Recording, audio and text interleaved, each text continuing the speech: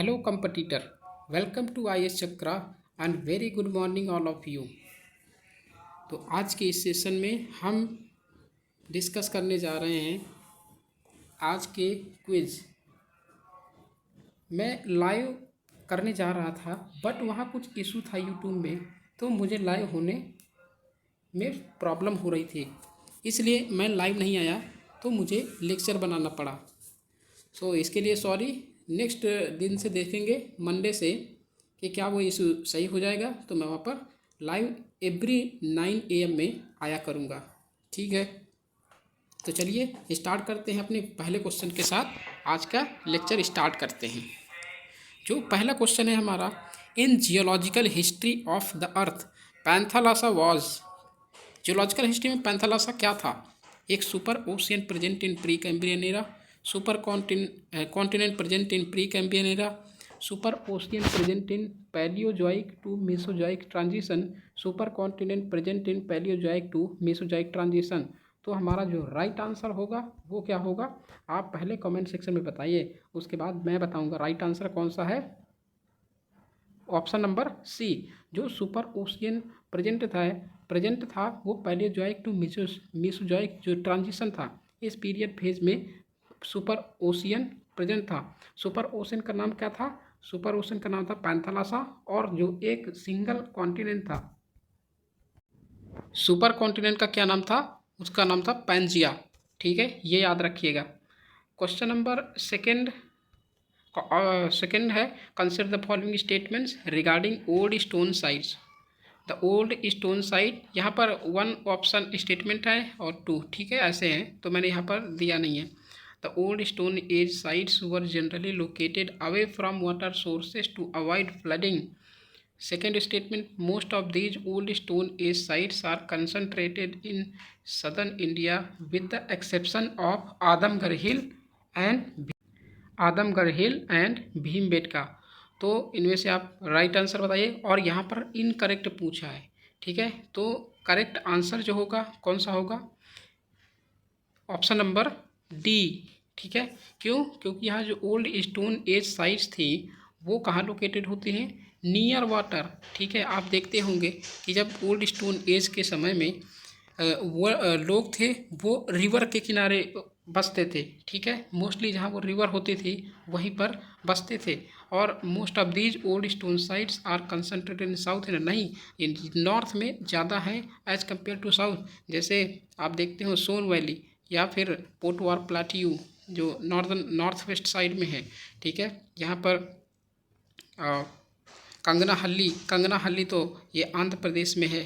ठीक है, और यहाँ जो मस्की साइट है, ठीक है, अतिरमपक्कम, ये यहाँ पर साउथ में है। अदरवाइज जो भीमबेटका और यहाँ पर सरायनाहर राय, ठीक है, बेलन वैली, तो यहाँ ये सब नॉर्थ में है, तो नॉर्दर्न साइड में काफ़ी ज़्यादा है। तो ऑप्शन नंबर डी, यहाँ पर ये हिस्ट्री है, ये पढ़ लीजिएगा। ठीक है, इनकी जैसे शिवालिक हिल, भीमबेटका, आदमगढ़, कुन्नूल, अतिरमपक्कम, सोन वैली या Potwar plateau. Okay, question number 3 है, consider the following statements regarding middle stone age. Middle stone age के रिगार्डिंग स्टेटमेंट क्या है? स्टोन आर्टिफैक्ट्स, फर्स्ट स्टेटमेंट है, stone artifacts often more than 5 centimetres in size called microliths were found.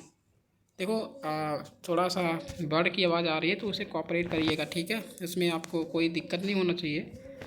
Okay, second statement है, there seems to have been a shift from big animal hunting to small animal hunting.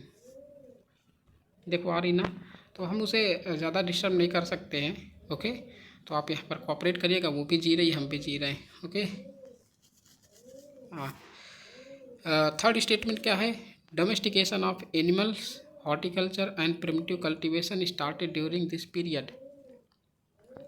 कौन सा statement सही है? Middle stone as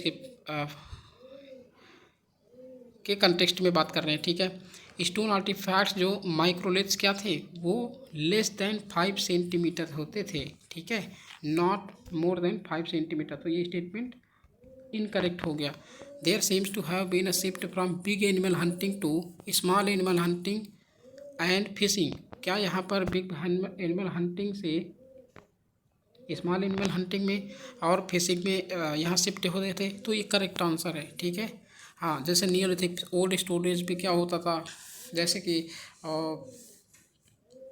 Pleistocene era में जैसे बहुत बड़े बड़े जानवरों को मारा करते थे। ठीक है। 10,000 BC आप मूवी देखे होंगे, तो वहाँ पर जो है एक एलिफेंट को मारते हैं। ठीक है। Domestication of animals, horticulture and primitive cultivation started during this period. तो क्या ऐसा है? तो यहाँ पर मेसोलिथिक स्टोन एज में ये सब स्टार्ट हुआ था, तो ऑप्शन नंबर बी हो जाएगा। ठीक है। क्वेश्चन नंबर 4 देखते हैं। Which of the following sites belong to lower palaeolithic period. Lower palaeolithic period के जो साइट्स हैं कौन कौन सी बिलोंग करती हैं? थार डेजर्ट, सोन वैली, बोरी, भीमबेटका। तो ऑल ऑफ द आंसर। ठीक है। पोज करके आप आंसर अपना दिया करिए मेरे बताने से पहले। ठीक है। आप कमेंट सेक्शन में बोल सकते हैं, या फिर अपने जो आंसर मेरे आंसर से मिला सकते हैं जब आपके आंसर वहाँ पर पोस्ट करने के बाद। ठीक है। तो यहाँ पर सारे हैं। थार डेजर्ट कहाँ है? थार डेजर्ट तो देखते हैं कि जैसे कालीबंगन साइट्स है ये, लेकिन ये लोअर पैलियोलिथिक साइट की बात कर रहे हैं। ठीक है। तो सोन वैली, पोटवार प्लेटू जो नॉर्थ वेस्ट इंडिया में, बोरी महाराष्ट्र में है। तो ठीक है, यहाँ पर एक जो बोरी में एक एविडेंस मिला है जिससे हम फाइंड आउट करते हैं कि लोअर पैलियोलिथिक पीरियड कितने से कितने रहा, 10,000 BC से लेकर यहाँ 6,000 BC तक रहा। ठीक है। ये तो इसी बोरी से ही ये एविडेंस मिलता है। भीमबेटका तो आप जानते हैं MP में, ये यहाँ पर जो है इसकी हिस्ट्री है, आप पढ़ लीजिएगा, या फिर मैं जो है पोस्ट कर दूंगा अपने टेलीग्राम चैनल में, और यहाँ भी पोस्ट कर दूंगा। ठीक है। तो आपको वरी होने की कोई ज़रूरत नहीं है कि PDF कहाँ से मिलेगी, कैसे मिलेगी। Okay. Question, which of the following are the features of the Chalcolithic period. Chalcolithic period के फीचर्स क्या थे? स्टेटमेंट फर्स्ट है, painted pottery was practice during this period. People started using iron but did not know of copper and bronze metal. Statement third है, a new technology for smelting metal ore was developed. तो आपका option कौन सा होगा बताइए? तो यहाँ जो ऑप्शन नंबर होगा कौन सा? A new technology for smelting metal ore was developed. तो ऑप्शन नंबर बी, क्योंकि यहाँ जो फर्स्ट सेकेंड स्टेटमेंट है ये है ना, आयरन यूज करते थे बट कॉपर और ब्रोंज का मेटल का यूज नहीं करते थे, तो ये गलत होगा। कॉपर और आयरन उस समय जो चालकोलिथिक पीरियड था ये किसके बाद आया? ये मीन्स कि फॉलोड बाय वैदिक पीरियड, जो वैदिक पीरियड में आयरन का यूज किया जाता था। ठीक है। और कॉपर और ब्रोंज का भी यूज वहाँ किया जाता था। एक न्यू टेक्नोलॉजी फॉर स्मेल्टिंग, तो यहाँ बी ऑप्शन हो जाएगा। Only option number B will be option number 2, sorry जो स्टेटमेंट है 2 वो इनकरेक्ट है। क्वेश्चन नंबर 6 देखते हैं। Consider the following statements regarding Harappan civilisation. Ancient Greek civilisation was contemporary to Harappan civilisation. Ancient Greek यहाँ से मिला है। ठीक है। स्टेटमेंट 2 है, at Kalibangan a brick structure has been identified as a dockyard meant for berthing ships and handling cargo. The evidence of bead maker shops have been found at Chanhudaro and Lothal. तो यहाँ पर आपका राइट आंसर क्या होगा comment box में दीजिए। ठीक है। यहाँ पर जो एंशिएंट ग्रीक सिविलाइजेशन है, हड़प्पन सिविलाइजेशन क्या कंटेम्प्रेरी थी? नहीं, यहाँ पर जो है इजिप्टियन सिविलाइजेशन हड़प्पन सिविलाइजेशन के कंटेम्प्रेरी थी। आप NCERT में बहुत बार पढ़े होंगे इसे। यहाँ ये स्टेटमेंट फर्स्ट जो है वो इनकरेक्ट हो जाएगा, स्टेटमेंट सेकेंड और स्टेटमेंट थर्ड जो है करेक्ट हो जाएगा। तो ऑप्शन नहीं, जो स्टेटमेंट ये देखो, statement second, at Kalibangan a brick structure has been identified as a dockyard meant for berthing ships and handling cargo. तो ऑप्शन डी हो जाएगा यहाँ पर। ठीक है। सी हो जाएगा, बट यहाँ पर जो कालीबंगन नहीं, सॉरी कालीबंगन नहीं है, यहाँ पर लोथल है। ठीक है। शिप्स एंड हैंडलिंग कार्गो मैं भूल गया था। ओके। तो यहाँ पर देख लीजिएगा, ये आपकी हिस्ट्री लिखी हुई है। Question number 7, Lothal remained an emporium of trade between Harappan civilisation and the remaining part of India. Option statement second क्या है? One of the evidence of trade in Lothal is the discovery of typical Persian Gulf seal, a circular button seal. Lothal site is listed as UNESCO world heritage site, तो यहाँ पर neglect कर सकते हैं, यहाँ पर जो यूनेस्को वर्ल्ड हेरिटेज साइट्स नहीं है, तो ये ऑप्शन जो है इनकरेक्ट हो गया। ठीक है। One of the evidence of trade in Lothal is the discovery of typical Persian Gulf seal a circular button seal, तो ये ऑप्शन जो है करेक्ट हो जाएगा। ठीक है। तो वहाँ पर ऑप्शन जो है C will be the right answer, because Lothal remained एक इम्पोरियम था ट्रेड का between Harappan civilisation and remaining part of India. Okay, question number 8 है, consider the following statements regarding agricultural technologies during Harappan people. Option number 1, terracotta models of the plough have been found at site in Cholistan and Banawali. ठीक है। Evidence of a plowed field was found at Kalibangan. Traces of canals have been found at Sortugai in Afghanistan. तो जो पहला statement है वह terracotta models of plough have been found at sites in Cholistan and at Banawali, ये जो है हरियाणा की site है। कालीबंगन कहाँ की साइट है, ये राजस्थान की साइट है। और सोर्तुगई ये है अफगानिस्तान की। तो option C will be the right answer. सभी के सभी करेक्ट हैं, बट यहाँ पर इनकरेक्ट पूछा है, तो हमारा आंसर जो होगा वो होगा डी। ठीक है। ये इनकरेक्ट ऑप्शन, इनकरेक्ट जो मार्क होता है इसे आप बहुत ध्यान से करिएगा। ठीक है, क्योंकि बहुत सारे स्टूडेंट्स से वहाँ पर गलती हो जाती है। ये था अपना इसका एक्सप्लेनेशन पढ़ लीजिएगा PDF में। Consider the following statements regarding Rigvedic period. Rigvedic period के रिगार्डिंग बात कर रहा है। ऑप्शन जो स्टेटमेंट फर्स्ट कह रहा है कि द वर्ड वेदा या Veda is derived from the root word vid which means to know. The Rigvedic polity was normally monarchical and the succession was hereditary.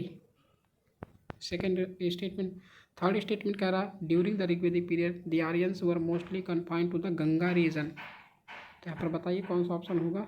Option number जो थर्ड है, यहाँ ऋग्वेदिक पीरियड में जो आर्यंस होते थे वो गंगा वैली में नहीं, इंडस रीजन में वहाँ पर मोस्टली कन्फाइन करते थे, रहते थे, रिजाइड करते थे। ठीक है। तो ऑप्शन थर्ड जो स्टेटमेंट थर्ड है विल बी इनकरेक्ट। ऋग्वेदिक जो ऑप्शन सेकेंड है और ऑप्शन फर्स्ट है वो राइट हो जाएंगे। Option A will be the right answer. ठीक है। स्टेटमेंट फर्स्ट और statement second will be correct पूछ रखा है। Question number 10, consider the following statements regarding Rigvedic Aryans.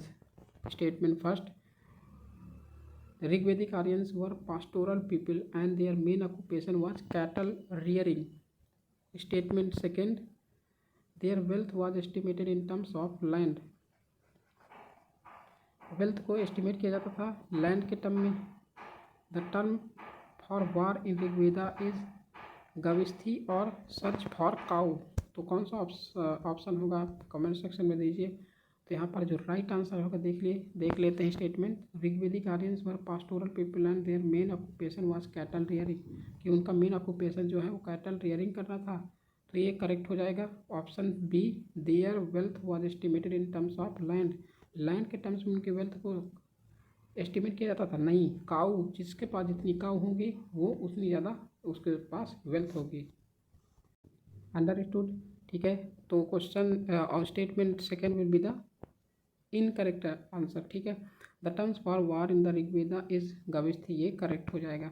तो option D will be the right answer. यहाँ पर करेक्ट पूछ रखा है। ठीक है, यहाँ पर पढ़ लीजिएगा। नेक्स्ट क्वेश्चन है, consider the following statement. Statement first, the representation of the people act 1951 provides for law relating to expenditure incurred by leaders of the a political party. क्या एक्सपेंडिचर जो representation of the people act 1951 है उसमें वो ये law provide करता है कि जो एक्सपेंडिचर है वो लीडर के द्वारा, पॉलिटिकल पार्टी के लीडर के द्वारा इनकर किया जाएगा, बियर किया जाएगा, ये कह रहा है। स्टेटमेंट सेकेंड है, the RP act provides that a recognized political party can appoint a maximum of 40 star campaigners while a registered unrecognized political party can appoint 20 star campaigners.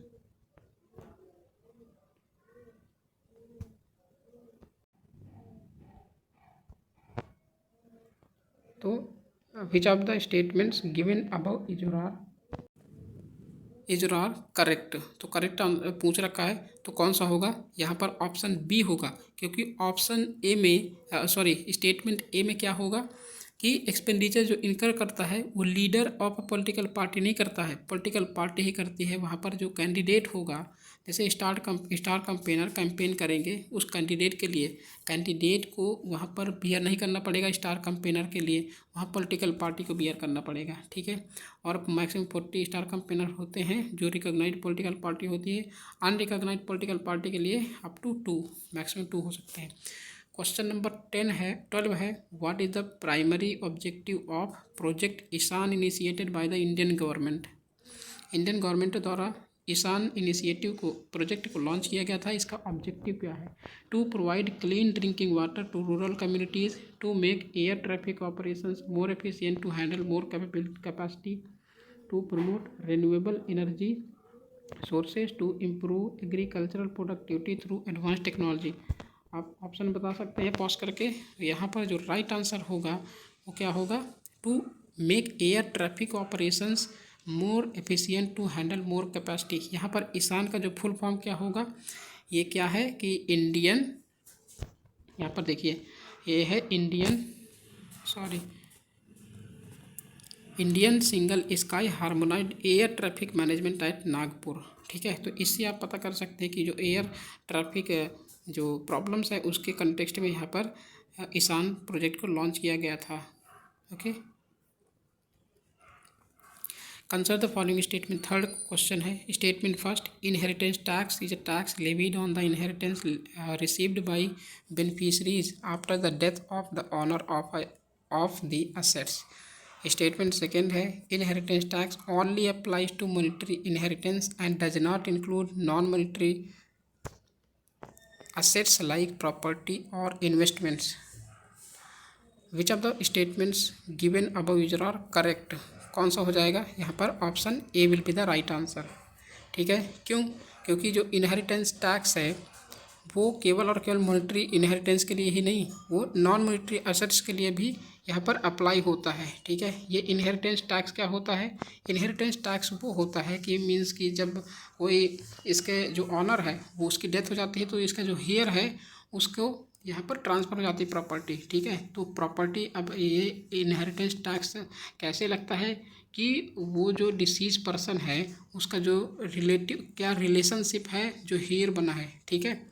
जो हेयर है वो उसका क्या रिलेशनशिप है डिसीज्ड पर्सन से, और जितना भी क्लोज होगा उसको उसके ज़्यादा, और जितनी भी उसकी प्रॉपर्टी है, ठीक है, उस पर बेस्ड जो है ये इनहेरिटेंस टैक्स लगेगा, okay.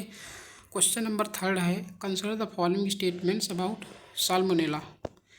It is a virus, its infection is typically transmitted through airborne droplets. Statement third है it can cause food poisoning. तो यहाँ पर बताइए क्वेश्चन का आंसर कौन सा ऑप्शन होगा, तो option number A will be the right answer. How many of the above statements are correct, ठीक है। क्यों, क्योंकि यहाँ पर ये वायरस नहीं है, ये बैक्टीरिया है, ठीक है, बैक्टीरिया है। और यहाँ पर it's infection is typically transmitted through airborne droplets. ये बैक्टीरिया है तो यहाँ पर एयरबॉर्न ड्रॉपलेट्स ट्रांसफ़र हो सकता है, ठीक है। और ये एक पॉइजनिंग फूड को इसकी वजह से फूड पॉइजन हो सकता है, ठीक है। तो हमारा ऑप्शन जो होगा वो होगा ए। यहाँ पर आप पढ़ सकते हैं कि साल्मोनेला क्या होता है, साल्मोनेला के जो हार्मफुल इफ़ेक्ट है वो क्या होते हैं, ठीक है। तो आप यहाँ पर ये पढ़ लीजिएगा, काफ़ी इम्पोर्टेंट है। क्वेश्चन नंबर 15 है which of the following statements about bio hacking is true. तो बायो हैकिंग के बारे में बात कर रहा है। ऑप्शन ए है bio hacking exclusively involves genetic modification of organisms. Bio hacking is primarily focused on enhancing human performance through technological means. Bio hacking refers to illegal activities involving biological materials. Biohacking is a term used only in the context of medical research. तो option में option होगा हमारा कौन सा, जो bio hacking जो होता है एक प्राइमरली फोकस्ड है एक इन्हांस करने के लिए ह्यूमन परफॉर्मेंस को थ्रू टेक्नोलॉजिकल मीन्स। तो ऑप्शन नंबर बी हो जाएगा, ठीक है। जो बायो हैकिंग है ये एक पॉजिटिव साइन क्रिएट करेगा कि यहाँ पर जो ह्यूमंस का परफॉर्मेंस है उसकी इन्हेंसमेंट के लिए यहाँ पर रोल प्ले करता है, ठीक है। तो option will be B. Question number 16 concern the following statements about Nilgiri tahr. Nilgiri tahr के कंटेक्स्ट में बात कर रहा है। It is listed as endangered by IUCN। It is endemic to Eastern Ghats. It is a state animal of Kerala. Which of the following statements given above is are correct, ठीक है। तो कौन सा हो जाएगा, तो यहाँ पर ऑप्शन विल बी ए। क्यों, क्योंकि यहाँ पर जो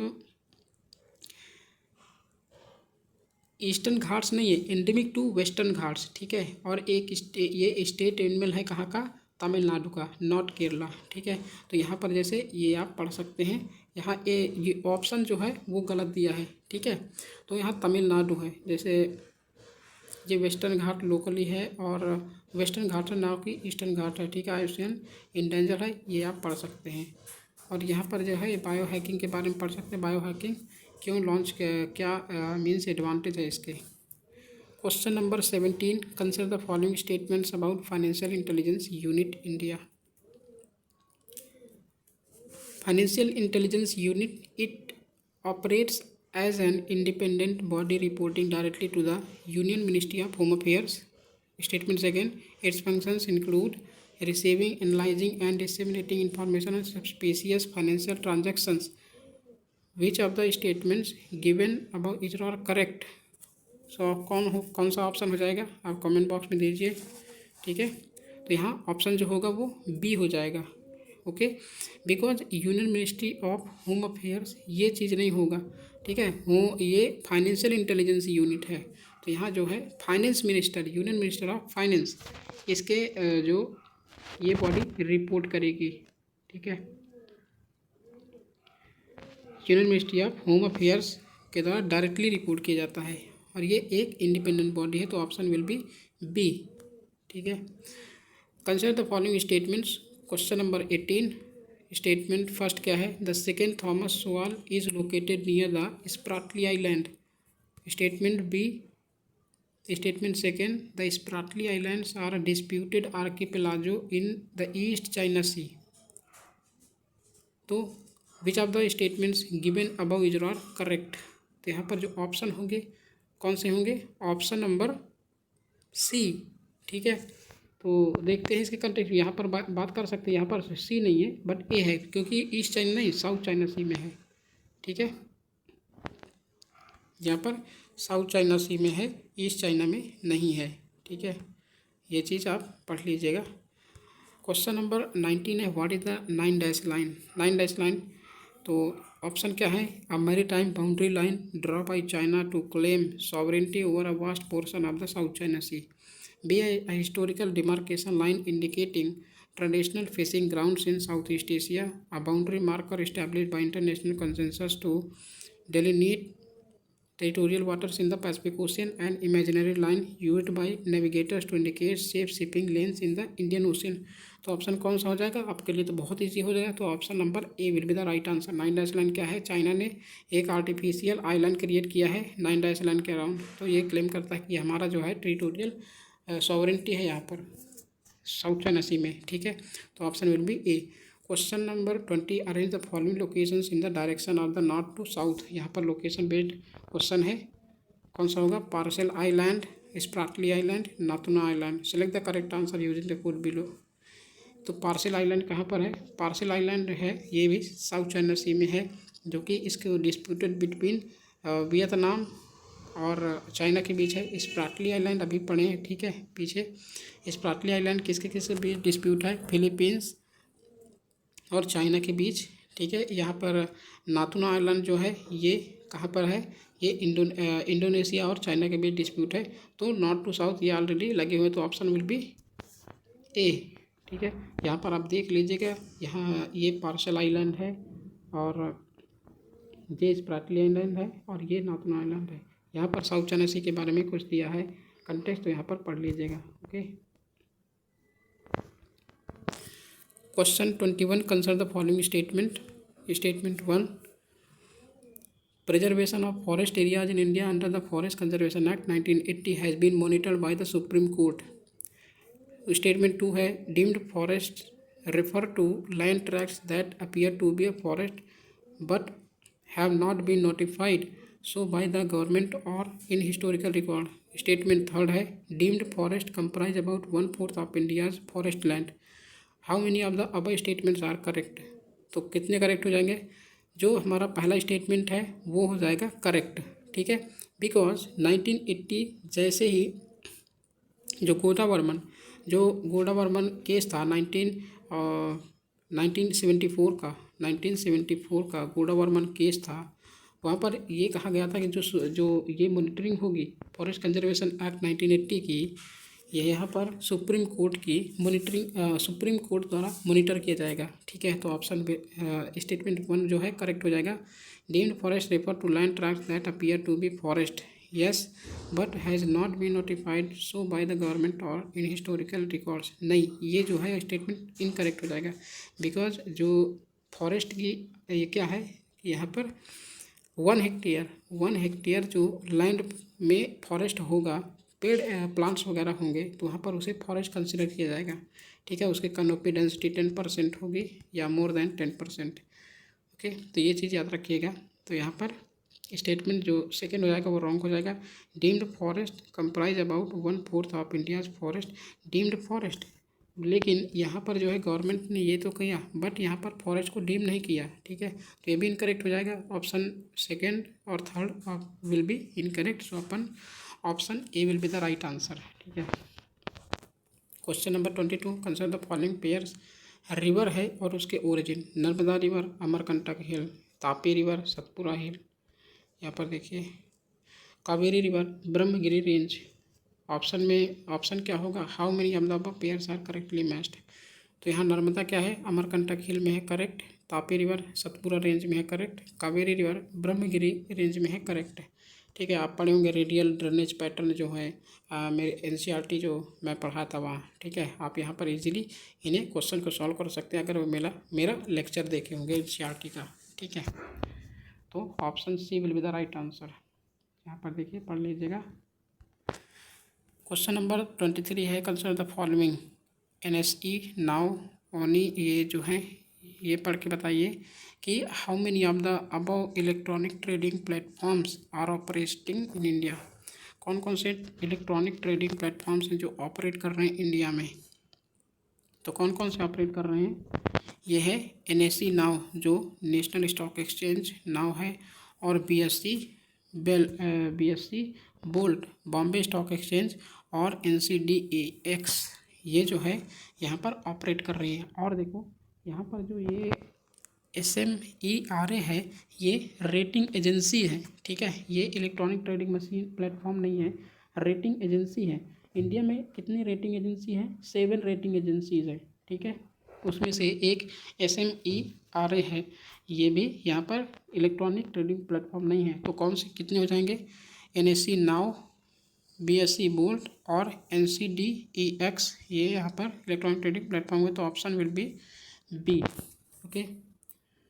question number 24, consider the following statements. Recently IREDA Indian renewable energy development agency, the financing agency for renewable projects in India was confirmed with Navratna status, और Navratna status is given by department for promotion of industry and internal trade जो ministry of commerce and industry के अंदर आती है, ठीक है, DPIIT।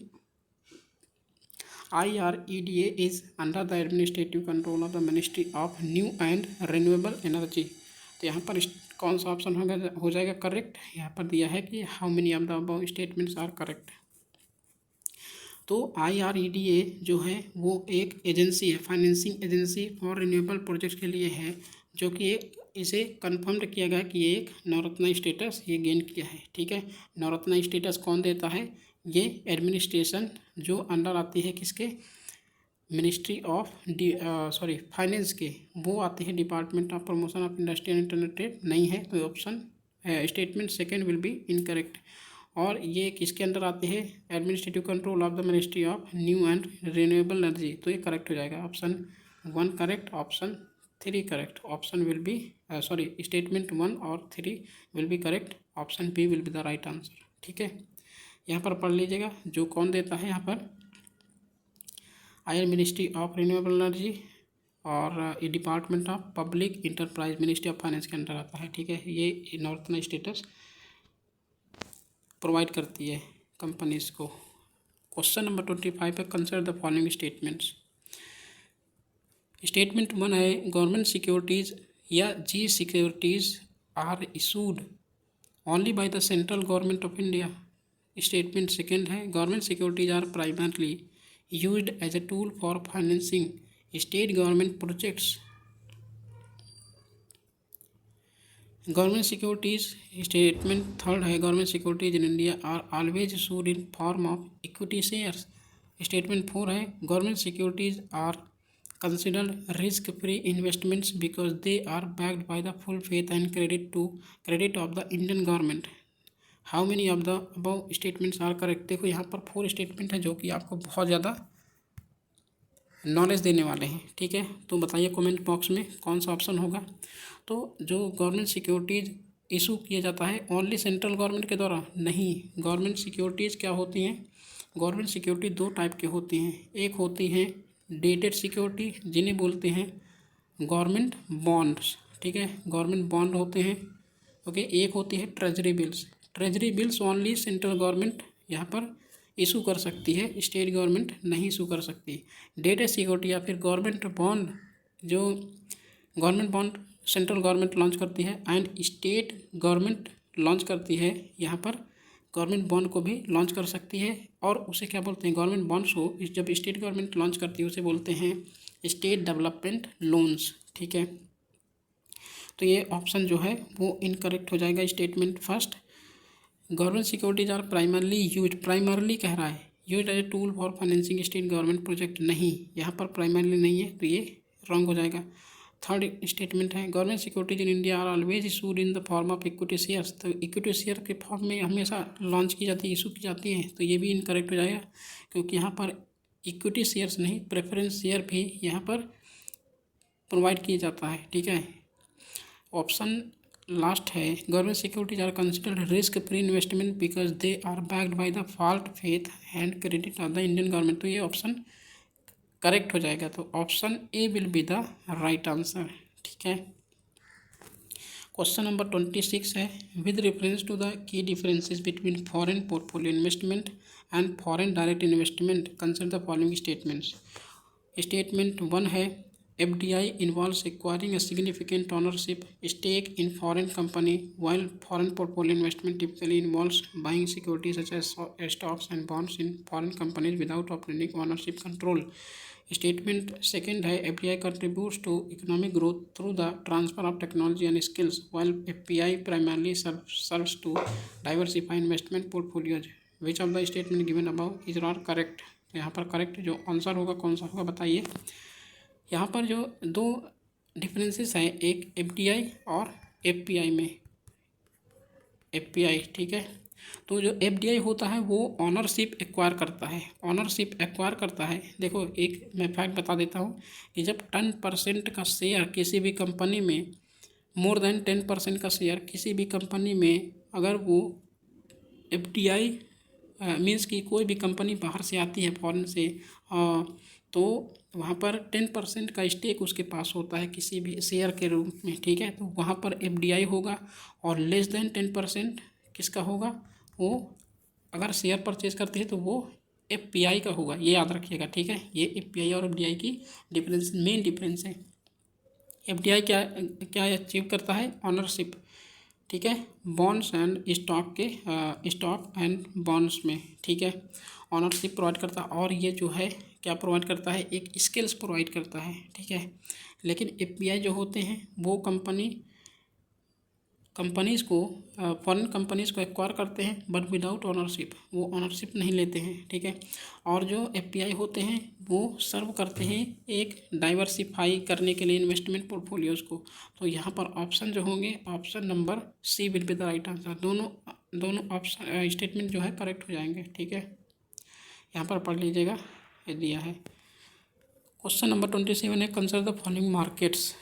Government bond market, call money market, treasury bill market, stock market. How many of the above are included in the money markets? कितने money markets, कितने money markets में include हैं? ठीक है, तो स्टेटमेंट 1 2 3 4, 4 हैं, कितने मनी मार्केट कहलाते हैं?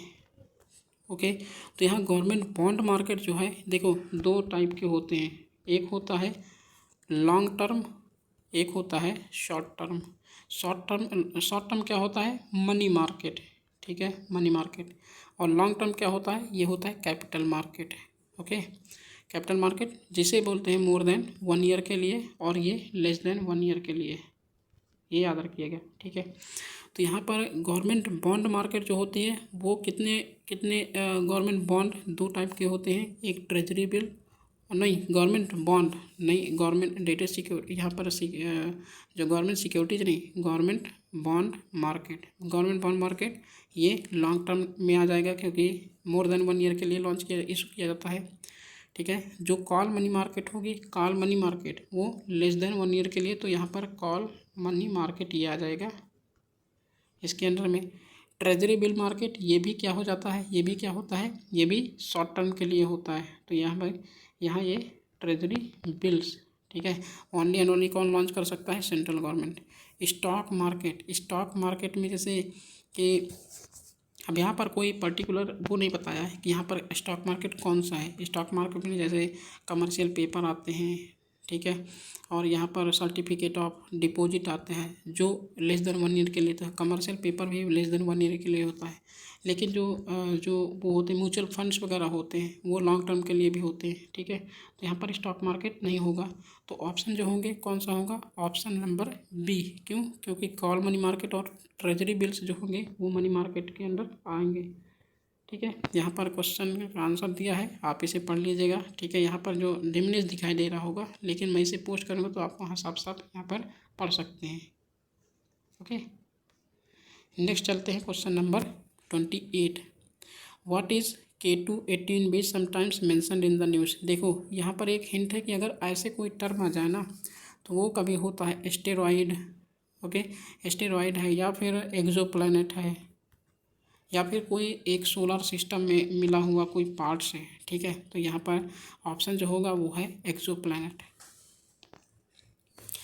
एक्सोप्लैनेट को कौन, ये जैसे कि अभी पढ़ेंगे जेम्स वेब स्पेस टेलीस्कोप के बारे में, तो जेम्स वेब स्पेस टेलीस्कोप जो है इसे फाइंड किया है। क्वेश्चन नंबर 29 है, consider the following statements about James Webb space telescope. James Webb space, जो फर्स्ट स्टेटमेंट है, James Webb space telescope is primarily designed to study earth's atmosphere. क्या primarily design करता है या अर्थ एटमॉस्फेयर को study करता है, प्राइमरली डिज़ाइन किया गया है इसके लिए। सेकेंड स्टेटमेंट है, James Webb space telescope operates in low earth orbit. Which of the statement given above is are correct? तो कौन सा ऑप्शन करेक्ट हो जाएगा? देखो, James Webb space telescope primarily design to study earth atmosphere, ये इसके लिए तो ये बिल्कुल गलत हो जाएगा। यहाँ पर जेम्स वेब स्पेस टेलीस्कोप है वो डेवलप किया गया था एंड हबल स्पेस टेलीस्कोप जो था उसे रिप्लेस किया था जेम्स वेब स्पेस टेलीस्कोप ने। और जेम्स वेब स्पेस टेलीस्कोप को कौन डेवलप किया? यहाँ पर नासा। ठीक है, NASA plus Canadian space agency plus European space agency, ये तीनों मिलके डेवलप किए जेम्स वेब स्पेस टेलीस्कोप को। ठीक है, और यहाँ जो ये स्टडी क्या करता है, जो बिग बैंग थियरी है, ठीक है, बिग बैंग थियरी है कि जो यहाँ पर सोलर सिस्टम या फिर गैलेक्सीज स्टार्स कैसे यहाँ पर अपीयर हुए, कैसे आए, तो यहाँ इसे स्टडी करने के लिए जेम्स वेब स्पेस टेलीस्कोप, जो कि हबल को यहाँ पर रिप्लेस किया था। ओके, तो इसके लिए बनाया गया, ना कि अर्थ के एटमॉस्फेयर को स्टडी करने के लिए। James Webb space telescope operate करता है लो अर्थ ऑर्बिट? नहीं, यहाँ पर जेम्स वेब स्पेस टेलीस्कोप जैसे ये है सन, ये है अर्थ, ठीक है, इसके यहाँ पर लोकेटेड है जेम्स वेब स्पेस टेलीस्कोप, जो कि 5 लैग्रेंजियन पॉइंट होते हैं ऐसे। जैसे देखो, जैसे ये है 5 लैग्रेंजियन पॉइंट कैसे कहाँ होते हैं, एक तो यहाँ होता है, ये यहाँ पर सेकेंड है, ठीक है, और यहाँ पर है, ये है 4 5 और ऐसे होते हैं। ओके,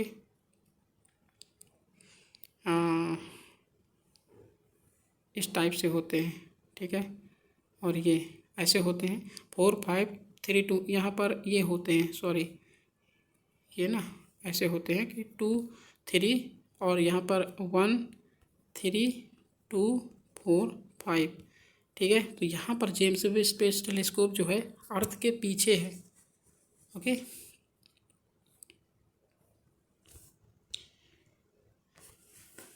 तो जो सेकेंड लैग्रेंजियन पॉइंट से के पीछे यहाँ पर जेम्स वेब स्पेस टेलीस्कोप को यहाँ पर स्टेबल फॉर्म में रखा हुआ है, ठीक है, स्टेबल फॉर्म में है और ये स्टडी करता है होल ऑफ यूनिवर्स को। ओके, तो यहाँ से जो अर्थ से कितना उसके जो अपोजिट साइड में 1.5 मिलियन डिस्टेंस पर स्टेबल है जेम्स वेब स्पेस टेलीस्कोप, ठीक है। तो ऑप्शन नंबर क्या हो जाएगा, option D will be the right answer. दोनों स्टेटमेंट क्या हो जाएंगे, इनकरेक्ट हो जाएंगे, ठीक है। यहाँ पर पढ़ लीजिएगा, ये लॉन्च हुआ था 2021 में। क्वेश्चन नंबर 30 है, consider the following statements. The wild life protection act, statement 1 क्या है, the wild life protection act 1972 prohibit करता है setting fire in wild life sanctuaries में। स्टेटमेंट 2 है, more than 36% of India's forest cover is estimated to be prone to frequent forest fires. Which of the statements given above is are correct. तो यहाँ पर जो correct answer होगा वो होगा सी, क्योंकि यहाँ पर दोनों स्टेटमेंट जो है बहुत ईजी है। वाइल्ड लाइफ प्रोटेक्शन एक्ट 1972 ये प्रोहिबिट करता है सेटिंग फायर को लगाने में वाइल्ड लाइफ सेंचुरी में, ठीक है। मोर देन 30% इतना अप्रोक्सीमेटली फायर जो इंडियाज़ के फॉरेस्ट हैं वो प्रोन है किसके, फायर के लिए। तो यहाँ पर ऑप्शन सी हो जाएगा। पढ़ लीजिएगा, यहाँ पर यह दिया है, ठीक है। मैंने आपका ओवरव्यू दे दिया। क्वेश्चन नंबर 31 है, consider the following statements regarding the global cooling pledge. Statement first क्या है, global cooling pledge aims to tackle the growing challenge of emissions from air conditioning and refrigeration. The solutions explore ways to cool buildings without relying on air conditioner. Global cooling pledge was launched by the Cool Coalition and COP28 member countries under India's presidency. तो 3 statement में बताइए answer कौन सा होगा। यहाँ पर जो global cooling pledge है ये कहाँ पर हुआ था, ये COP28 जो कि कहाँ हुआ था, यूएई में, ठीक है। तो यहाँ पर प्रेसिडेंसी किसकी होगी, यूएई की प्रेसिडेंसी होगी, यहाँ इंडिया की प्रेसिडेंसी नहीं होगी, जो कि यहाँ इंडिया की प्रेसिडेंसी दिया है, तो ये इनकरेक्ट हो जाएगा, ठीक है। और यहाँ जो एयर कंडीशनर है, जैसे एसी वगैरह लगी होती हैं, इनको रिड्यूस करना है, कोई अदर सोल्यूशन ढूंढना है। ओके, तो ऑप्शन जो सेकेंड स्टेटमेंट हो जाएगा वो करेक्ट हो जाएगा। और ग्लोबल कूलिंग प्लेज का एम क्या है, यही है कि जो एमिशन है उसे रिड्यूस करना है, एयर कंडीशनर और रेफ्रिजरेशन को जो एमिशंस इनसे निकलता है उन्हें रिड्यूस करना, जैसे हाइड्रोफ्लोरोकार्बन या हाइड्रोक्लोरोफ्लोरोकार्बन्स हैं, ये इन्हीं से डेवलप होते हैं। तो इन्हें रिप्लेस करना है किसी और चीज़ के साथ, उसके वेज ढूंढना है, उसके रास्ते ढूंढना है कि इन्हें रिड्यूस कर दिया जाए। मींस एसी और जो रेफ्रिजरेटर हैं इन्हें ना चलाया जाए, ठीक है। फ्रिज वगैरह हैं, ओके, तो इन्हें रिड्यूस कर दिया जाए और इनके जगह पर कोई एक कूलिंग जो वेज है उसे लाया जाए, ठीक है। तो यहाँ पर जो है ऑप्शन ए भी करेक्ट हो जाएगा। तो option B will be the right answer. Statement 1 statement 2 will be correct, statement 3 incorrect, ठीक है। यहाँ पर पढ़ लीजिएगा, ये क्वेश्चन नंबर 32 है, consider the following statements regarding powering past coal alliance. Powering past coal alliance, statement first क्या है, powering past coal alliance is a group that aims to reduce coal power. तो ऑब्वियसली अगर एक fossil fuel है, यहाँ पर reduce करने की बात की जा रही है, तो ये करेक्ट हो जाएगा। It was initially launched by United kingdom and USA. और द थर्ड स्टेटमेंट है, the members will restrict the funds allocated to the coal power stations without carbon capture and storage। तो बताइए कौन सा होगा, how many of the above statements are correct. तो जो powering past coal alliance है इसका एम क्या होगा, रिड्यूस करना है कोल पावर को, तो ये करेक्ट हो जाएगा बिल्कुल। It was initially launched by the United kingdom and USA. यहाँ पर यूएसए तो नहीं है, यूनाइटेड किंगडम है, तो यूएसए के जगह पर कौन था, कनाडा। इन दोनों कंट्री का इनिशिएटिव था, ठीक है। बिकॉज यूएसए तो ऑलरेडी यहाँ से पुल आउट कर गया था 2017 में अंडर ट्रम्प एडमिनिस्ट्रेशन के प्रेसिडेंसी में, ठीक है। तो स्टेटमेंट थर्ड क्या है, member will restrict the funds allocated to the coal power station without carbon capture and storage. तो ये भी करेक्ट हो जाएगा, option B will be the right answer, ठीक है। यहाँ पर ये पढ़ सकते हैं हम कहानी। क्वेश्चन नंबर 33 है, Aus, Aman and Boro are variety of which crop. तो यहाँ पर कौन सी क्रॉप की है, ये चीज़ पढ़ लीजिए, काफ़ी इंपॉर्टेंट है, यूपीएससी फ्रिक्वेंटली पूछता है, ठीक है। तो किसका है, मेज, ज्वार, व्हीट, राइस। तो राइस की वैरायटी है, ओके। राइस क्या है, राइस जो है बासमती राइस, यहाँ पर बासमती राइस की ये जो है वैरायटी है, या आके पढ़ लीजिएगा, वहाँ पर सोल्यूशन में दिया है, ठीक है। क्वेश्चन नंबर 34 है, consider the following statements regarding global digital public infrastructure repository. तो स्टेटमेंट फर्स्ट क्या कहता है, it is created by the ministry of electronics and information technology. Second क्या है, only unified payments interface is incorporated in this repository from India. Which of the above statements are correct. तो correct कौन सा हो जाएगा, option A will be the right answer. क्यों, क्योंकि यहाँ पर जो यूनिफाइड पेमेंट इंटरफेस, यूपीआई ही नहीं, यहाँ पर जितने भी प्लेटफॉर्म हैं, जैसे कि जो Ayushman Bharat digital mission portal है, ओके, और यहाँ जैसे कि गवर्नमेंट ई मार्केट प्लेस है, और जो आधार कार्ड है, डिजिटल पेमेंट्स है, ठीक है। तो ये सारे जो हैं यहाँ पर इनकॉर्पोरेट किए गए हैं, और ये ministry of electronics and information technology के द्वारा क्रिएट किया गया है digital global digital public infrastructure. ये डिजिटल पब्लिक इंफ्रास्ट्रक्चर क्या होता है, तो यहाँ पर आप ये पढ़ सकते हैं कि जो डिजिटल पब्लिक इंफ्रास्ट्रक्चर है, ये इनकम्पास करता है फंक्शनल एलिमेंट्स और frameworks like digital identification, payment infrastructure और डेटा एक्सचेंज सोल्यूशन के लिए ये वर्क करता है, ठीक है। क्वेश्चन नंबर 35 है, कंसिडर द फॉलोइंग स्टेटमेंट्स। क्या कह रहा है, consider the following statements, consider the following statements regarding urban cooperative banks in India. They are supervised. Statement first क्या है, they are supervised and regulated by local boards set up by the state governments. Second क्या है, they can issue equity shares and preference shares. They were brought under the purview of the banking regulation act 1949 through an amendment in 1996। How many of the above statements are correct. तो कौन सा statement correct हो जाएगा, यहाँ पर जो first statement है वो स्टेट गवर्नमेंट नहीं है, आरबीआई है, ठीक है। इक्विटी शेयर और प्रेफरेंस शेयर ये करेंगे क्योंकि यहाँ पर तीन मेजर जो एंटिटीज़ हैं, जैसे सेंट्रल गवर्नमेंट हो गई, ठीक है, और स्टेट गवर्नमेंट हो गए। सेंट्रल गवर्नमेंट का 50% है, स्टेट गवर्नमेंट का 15%, और जो बैंकिंग सिस्टम है वहाँ पर 35% उनका स्टेक है यहाँ पर अर्बन कोऑपरेटिव बैंक्स में, ठीक है। इन्हें प्राइमरी कोऑपरेटिव बैंक्स भी कहते हैं। यहाँ आरबीआई जो है ये सेटअप किया है और रेगुलेट भी, सुपरवाइज भी करती है अर्बन कोऑपरेटिव बैंक्स को। और ये banking regulation act 1949 through an amendment 1996 के अंडर ये परवी में आता है आरबीआई के। तो यहाँ पर ऑप्शन क्या हो जाएगा, option B will be the right answer, यहाँ पढ़ लीजिएगा, ठीक है। जो क्वेश्चन 36 है, consider the following statements. India lacks a constitutional provision. First statement क्या है, India lacks a constitutional provision for the fundamental right to basic health. Second statement क्या है, the Indian constitution not only mandates the state to enhance public health but also endorse the panchayat and municipalities to strengthen public health. जैसे भी कोई एक ऐसा statement आ जाए तो 100% क्या होगा, करेक्ट होगा, ठीक है। फर्स्ट स्टेटमेंट है, India lacks a constitutional provisions for the fundamental right to basic health. तो क्या ये करेक्ट है, यस, ये भी करेक्ट है, option C will be the right answer. यहाँ पर दोनों करेक्ट हो जाएंगे। क्वेश्चन नंबर 37 है, project Groot designed to create AI powered humanoid robot was announced by, क्या है, निविदा, ठीक है। यहाँ पर प्रोजेक्ट ग्रूट, यहाँ जो इसका फुल फॉर्म है ग्रूट का, प्रोजेक्ट ग्रूट का जनरलिस्ट रोबोट 00 टेक्नोलॉजी, जो प्रॉमिस करता है ये रिवोल्यूशनाइज करेगा ह्यूमनॉइड रोबोट्स को, एवोल्यूशन को, ठीक है।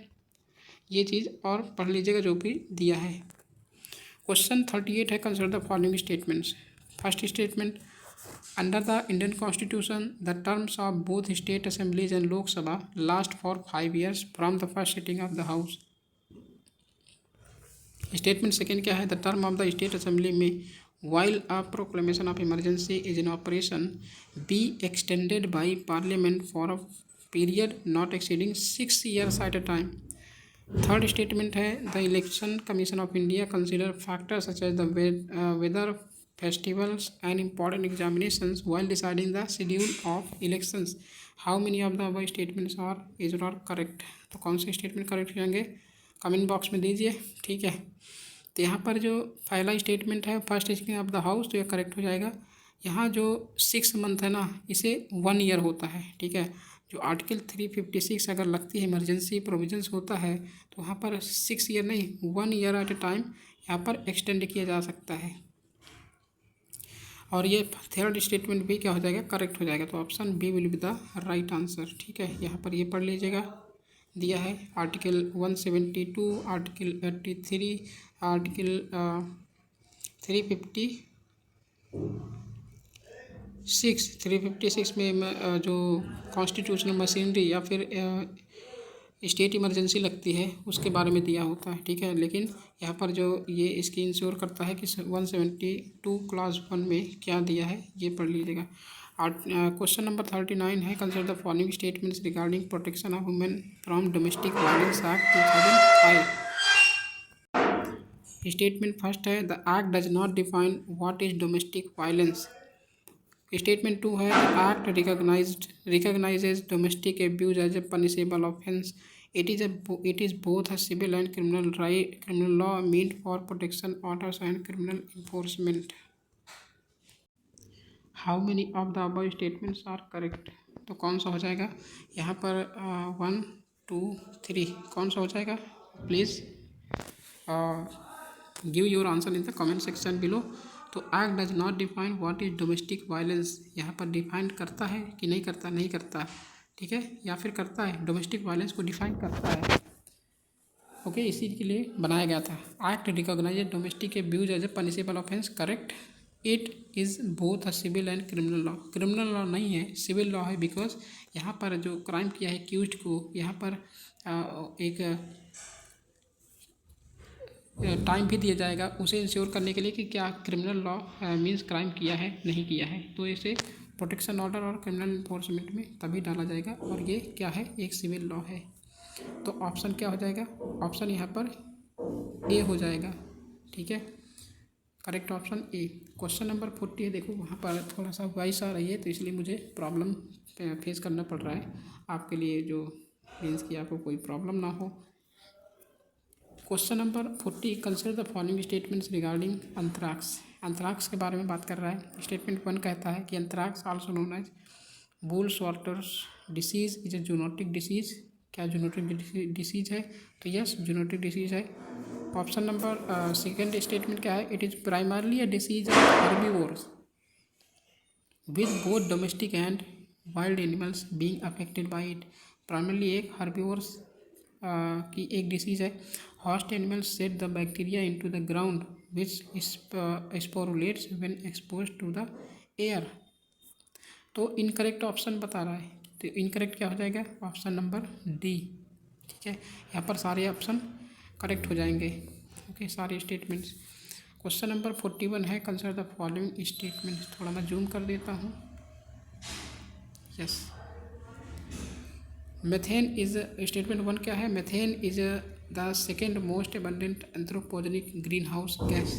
क्या सेकेंड मोस्ट है, तो यस सेकेंड मोस्ट है। The warming potential of methane is significantly lower than that of carbon dioxide. तो क्या कार्बन डाइऑक्साइड क्या लोअर है, नहीं, बहुत ज़्यादा हाई है।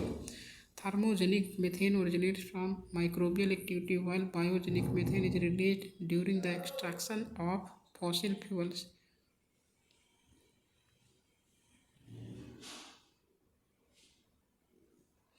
क्या करेक्ट है, तो यस करेक्ट है। Methanogens are single celled archaea that produce methane in oxygen deficient environment. Oxygen deficient environment में आर्किया है, ये प्रोड्यूस करता है मेथेन, जैसे कि वेटलैंड्स, ये ऑक्सीजन डिफिशियंट जैसे wetlands, rice paddies, landfills and digestive tracts ये हैं।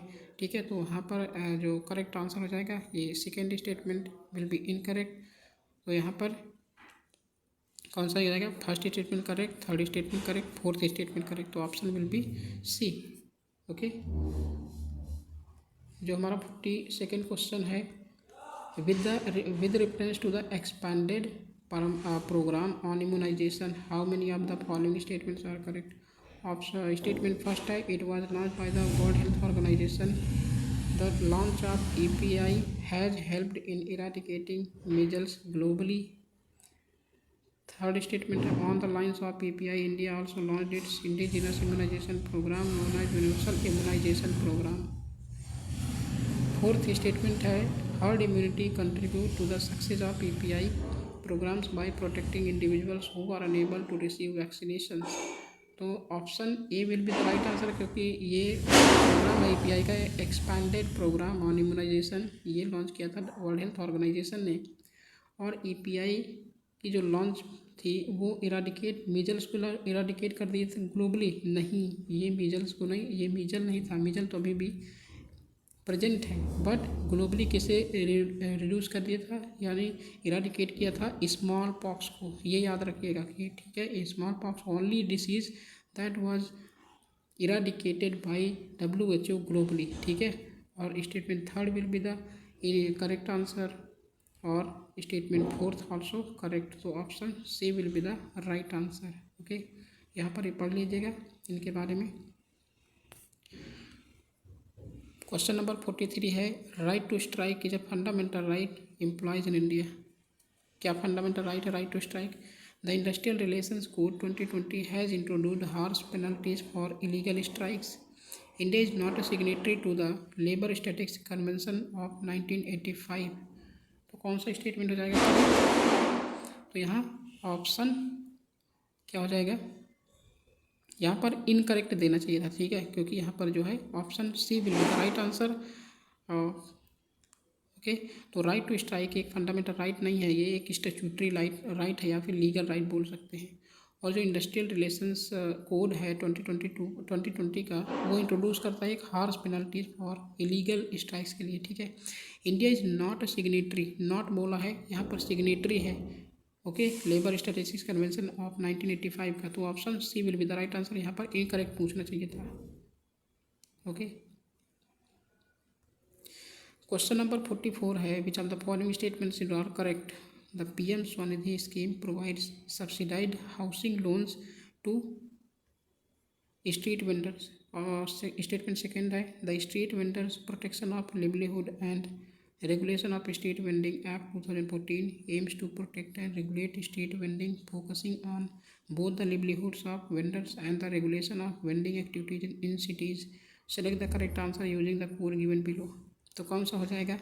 जो इस PM स्वनिधि स्कीम है वो प्रोवाइड करता है सब्सिडाइज हाउसिंग लोन, नहीं, जो सब्सिडाइज्ड वहाँ की स्ट्रीट वेंडिंग जो परफॉर्मेंस है उसके कंटेक्स्ट में यहाँ पर लोन प्रोवाइड किया जाएगा, ना कि हाउसिंग लोन्स के बारे में। ऑप्शन जो स्टेटमेंट 1 होगा वो इनकरेक्ट होगा, option second will be the right answer. ठीक है, तो option B will be the right answer होगा। यहाँ पर पढ़ लीजिएगा, ये दिया हुआ है कहानियाँ। क्वेश्चन नंबर 45, क्वेश्चन नंबर 45 में आर्टिकल्स और देयर ऑब्जेक्टिव्स। आर्टिकल 31 प्रोवाइड करता है primacy to the directive principle of state policy under article 39B and 39C। Article 31B validates certain included in the 9th schedule protecting them from judicial review. Article 31C allow करता है the state to acquire states for land reform and other public purposes without violating fundamental rights. तो यहाँ पर जो article 31C है ये fundamental right को violet, यहाँ पर कोई अफेक्ट नहीं करता फंडामेंटल राइट। यहाँ पर जो स्टेट है वो एक्वायर कर सकता है प्रॉपर्टी को। ठीक है, ये आर्टिकल 300A में यहाँ पर किसके 44th अमेंडमेंट जो था वहाँ पर इसे कर दिया गया था, और 300 राइट टू प्रॉपर्टी का जो कॉन्सेप्ट था 7th आर्टिकल था। ठीक है, यहाँ पर 300A में डाल दिया गया था। आर्टिकल 31A कहता है provides primacy to the directive principle of state policy under article 39B and 39C। आगे 31B कह रहा है कि certain laws include in the 9th schedule protecting them from judicial review. तो यहाँ पर ये सही है, ये ऑप्शन करेक्ट इनकरेक्ट हो जाएगा। तो ऑप्शन कौन कौन से इनकरेक्ट होंगे? फर्स्ट एंड थर्ड ऑप्शन 1 और second will be the right answer. Okay, 46 क्या है? In which one of the following did the Supreme Court rule that the constitution needs a harmonic balance of fundamental right and directive principles of state policy.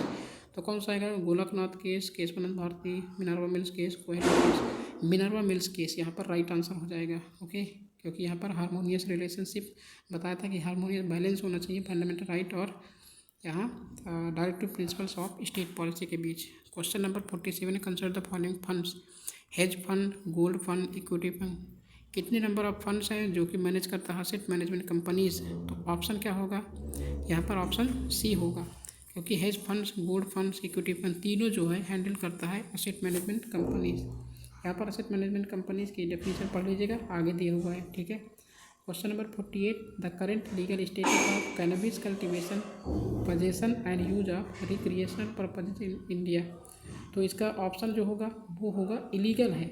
जो cannabis है, यहाँ पर एक act बनाया गया था जो 1985 का narcotic drugs and psychotropic substances act 1985 में कैनबिस को प्रोहिबिट किया गया था कि एक हार्मफुल सब्सटेंस है, इसे मतलब पब्लिक प्लेस में नहीं लाना चाहिए। ठीक है, क्वेश्चन नंबर 49 है, with reference to the open market sale schemes consider the following statement. The statement 1 है, the scheme aims to sell surplus stocks of food grains primarily wheat and rice from the central pool in the open market at predetermined prices. क्या ऐसा है? तो ये है।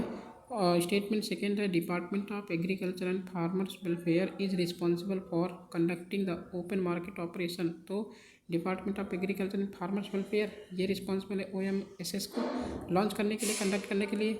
Statement 3 है, the OMSS sales are conducted through e-auctions on a designed platform. बताइए कौन सा ऑप्शन होगा?